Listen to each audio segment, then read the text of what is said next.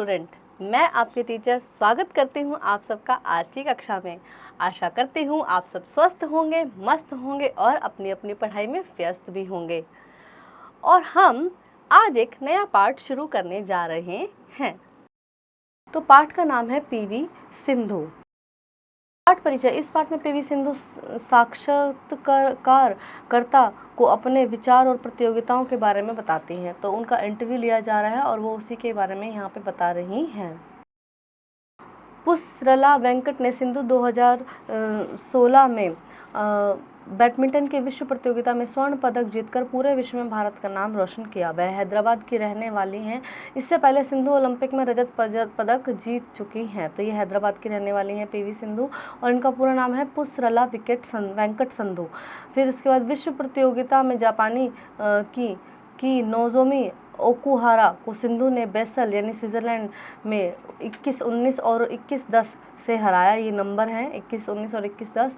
जीत के बाद दिया गया पीवी सिंधु का साक्षात्कार पढ़ते हैं। तो इनका इंटरव्यू यहाँ पे दिया हुआ है। साक्षात्कारकर्ता।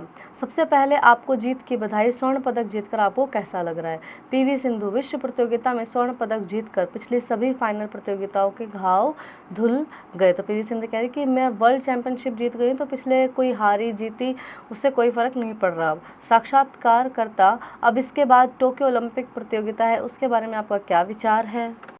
पीवी सिंधु हंसते हुए, टोक्यो ओलंपिक में गोल्ड जीतना थोड़ा मुश्किल होगा क्योंकि अब मेरे प्रतिद्वंदी मेरे कमज़ोरियों को जानने लगे हैं क्योंकि वो कह रहे हैं कि वहाँ पे थोड़ा मुश्किल हो जाएगा क्योंकि जो मेरे कंपटीटर्स होते हैं वो मेरी कमज़ोरियाँ पकड़ने लगे हैं और जीतने के लिए मुझे अपने खेल में कुछ बदलाव करने होंगे। रियो ओलंपिक और विश्व प्रतियोगिता से मेरी अलग अलग तरह की यादें जुड़ी हुई हैं, लेकिन हाँ, अभी भी एक स्वर्ण पदक बाकी है। उसे जीतने के लिए मैं कठोर परिश्रम करूँगी। टोक्यो में ओलंपिक गोल्ड जीतकर मुझे बहुत खुशी होगी। यह जीत मुझे मेहनत करने के लिए आत्मविश्वास देगी। साक्षात्कारकर्ता। सब आप पर आरोप लगाते हैं कि आप फाइनल में कमज़ोर पड़ जाते हैं, इसके बारे में आप क्या कहना चाहते हैं? पीवी सिंधु। मेरी इस जीत ने सबका मुंह बंद कर दिया है। लोग इस बारे में बात करते हैं कि मैं फाइनल में जाकर लड़खड़ा जाती हूँ, मैं फाइनल के दबावों का सामना नहीं कर पाती। मुझे लगता है यह ट्रॉफी जीतकर मैंने इसका उत्तर दे दिया है। साक्षात्कारकर्ता। क्या आपके दिमाग में विश्व में नंबर 1 रैंकिंग प्राप्त करने का विचार आता है? पीवी सिंधु। जी हाँ, बिल्कुल, परंतु मैं रैंकिंग के बारे में बहुत ज़्यादा नहीं सोचती। अब तो ओलंपिक सामने है, वही सबसे बड़ा लक्ष्य है। इसके बाद एक एक कदम आगे बढ़ाना होगा। मेरे लिए अगला लक्ष्य चाइना ओपन है, इसलिए इस समय मैं कुछ और नहीं सोचती। तो दोनों अपनी अपनी बातें वहाँ पे कर रहे हैं। साक्षात्कारकर्ता। क्या भारत में बैडमिंटन में एकल खेलने वाली महिला खिलाड़ियों की कमी है? आपको क्या लगता है इसके बारे में? साक्षात्कारकर्ता। क्या भारत में बैडमिंटन में एकल खेलने वाली महिला खिलाड़ियों की कमी है? आपको क्या लगता है इस बारे में? पीवी सिंधु। कुछ अच्छे जूनियर खिलाड़ी ज़रूर हैं, लेकिन उन्हें आगे आने में समय लगेगा। उनके लिए यह रास्ता मुश्किल होने वाला है। जैसे कई देशों जैसे कोरिया, थाईलैंड, चीन के जूनियर खिलाड़ी काफ़ी अच्छा खेल रहे हैं। मुझे लगता है कि अच्छे खिलाड़ियों को आगे आने के लिए हमें कुछ और इंतज़ार करना होगा, परंतु जूनियर खिलाड़ियों के लिए ज़रूरी है कि वे कठिन परिश्रम करें, उन्हें स्मार्ट बनाना होगा, अपनी मंजिल पाने के लिए कठोर परिश्रम करना होगा। तो वो बता रहे हैं, उनसे जो जो सवाल पूछा जा रहा है उनको वो जवाब भी दे रही हैं। साक्षात्कारकर्ता। अपना कीमती समय देने के लिए आपका बहुत बहुत धन्यवाद। फर्स्ट पोस्ट से आभार। 17 दिसंबर 2011 को प्रकाशित खबर पर आधारित। तो ये 17 दिसंबर 2011 को इनकी ये जो इंटरव्यू है ये छपा था। शिक्षा। पीवी सिंधु के जीवन से हमें यही शिक्षा मिलती है कि अपनी हार से कुछ ना कुछ सीख कर हमें आगे बढ़ना चाहिए। तो हारना is not the bad thing. हारने से हम सीख सकते हैं। हारने से हम ये सीख सकते हैं कि क्या हमसे गलतियां हुई और आगे क्या सुधारने की ज़रूरत है। और बेसिकली जीतने के लिए हमें यही होता है कि हम गलती ना करें। शब्द ज्ञान। प्रतियोगिता, मुकाबला, प्रतिद्वंदी, विरोधी, स्वर्ण पदक, सोने का तमगा, लक्ष्य, उद्देश्य, रजत पदक, चांदी का तमगा, एकल, अकेला और साक्षात्कार, प्रत्यक्ष भेंट। अभ्यास मौखिक। निम्नलिखित प्रश्नों के उत्तर दीजिए। पीवी सिंधु का पूरा नाम क्या था? तो पीवी सिंधु का पूरा नाम हमने पढ़ा था बुक में। वी से वेंकट था और पी से था, वो आप लिखेंगे यहाँ पे पूरा नाम। पीवी सिंधु कहाँ की रहने वाली थी, तो ये हैदराबाद की रहने वाली थी। और पीवी सिंधु ने किस प्रतियोगिता में स्वर्ण पदक जीता, तो आप यहाँ पे बताएंगे कि उन्होंने कौन सी प्रतियोगिता में स्वर्ण पदक जीता था। और पीवी सिंधु क्या खेल खेलती थी, तो पीवी सिंधु क्या खेलती थी, बैडमिंटन खेलती थी। अभ्यास मौखिक, निम्नलिखित प्रश्नों के उत्तर दीजिए। पीवी सिंधु का पूरा नाम क्या था, तो पीवी सिंधु का नाम हमने देखा था वी से वेंकट था, और पी से जो नाम था वो आप पूरा लिखेंगे यहाँ पे।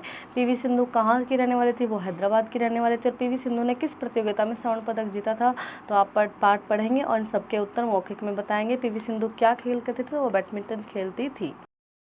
लिखित, सही के आगे सही और गलत के आगे गलत का निशान लगाइए। मंजिल पाने के लिए कठोर परिश्रम करना पड़ता है, बिल्कुल।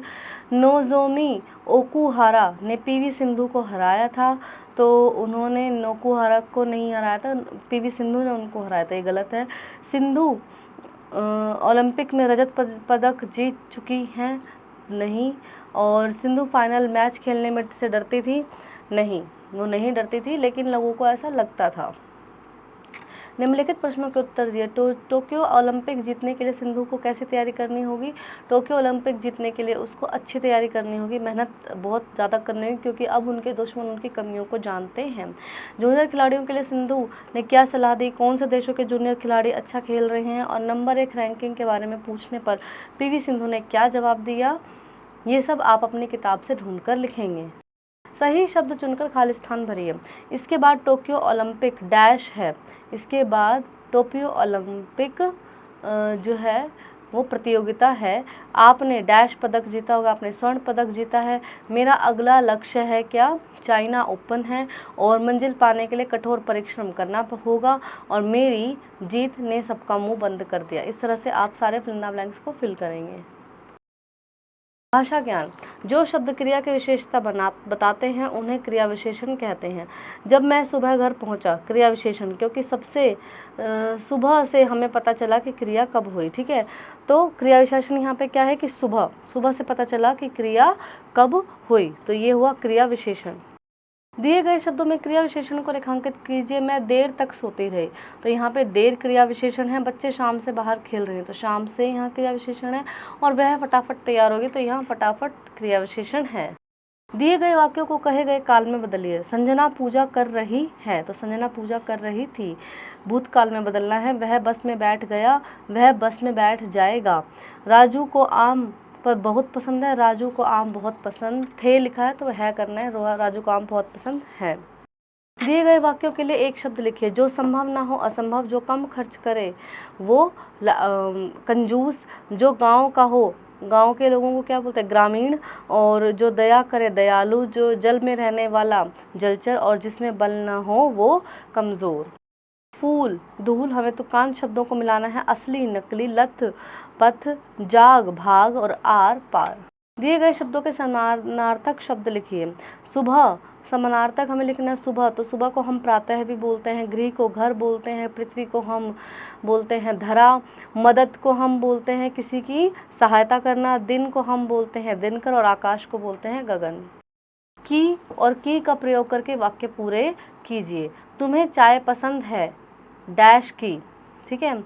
तुम्हें चाय पसंद है दूध की, किसकी, दूध की, तो बड़ा की लगाना है यहाँ पे। रोगी की तबीयत खराब है, ठीक है। तुम्हें की और की का प्रयोग करके वाक्य पूरे कीजिए। तुम्हें चाय पसंद है कि कॉफ़ी, ठीक है। तो यहाँ पे ऑप्शन दे रहे हैं, जब ऑप्शन वाली बात हो जाती है तो हम छोटी ई की मात्रा वाला की लगाते हैं। रोगी की तबीयत बहुत ख़राब है, तो उसमें बड़ा की आएगा, बड़ी ई की मात्रा। हमें बात की गहराई तक पहुंचना होगा, बड़ा की आएगा। और माँ ने कहा कि आते हुए फल लेते आना, तो जब हम किसी और की कही बात पास करते हैं तो छोटा की लगाते हैं, छोटी ई की मात्रा के साथ क लगाते हैं। रचनात्मक कार्य, अपने पसंदीदा किसी भी खिलाड़ी का चित्र चिपकाइए और उसकी उपलब्धियों के बारे में लिखिए। तो आप अपने पसंदीदा खिलाड़ी की फोटो यहाँ चिपकाएंगे और उसके बारे में लिखेंगे। खेल खेल में, नीचे दिए गए चित्र हमारे देश के मशहूर स्टेडियम के हैं, उनके नाम दिए हुए हैं। दी गई जगह में उनके शहरों के नाम लिखिए। तो देखो यहाँ पे नरेंद्र मोदी स्टेडियम है गुजरात में, चंडीगढ़ हॉकी स्टेडियम चंडीगढ़ में है, सॉल्टलेक स्टेडियम ये आप होमवर्क में करेंगे, ठीक है। और वानखेड़े स्टेडियम महाराष्ट्र में है, और Himachal Pradesh cricket association stadium ये हिमाचल प्रदेश में है। तो आपको एक मैंने होमवर्क में दिया है, उसको आप लिखेंगे। जीवन मूल्य। खेल हमारे व्यक्तिगत, मानसिक और शारीरिक विकास के लिए बहुत महत्वपूर्ण है। खेल से हमारे जीवन में सकारात्मक बदलाव आते हैं, तो बिल्कुल हमें खेल खेलना बहुत ज़रूरी है। ये हमारी बॉडी को रिक्रिएट भी कर देते हैं। आशा करती हूँ आपको यह पाठ अच्छे से समझ आया होगा और अब आप इसका अभ्यास करेंगे।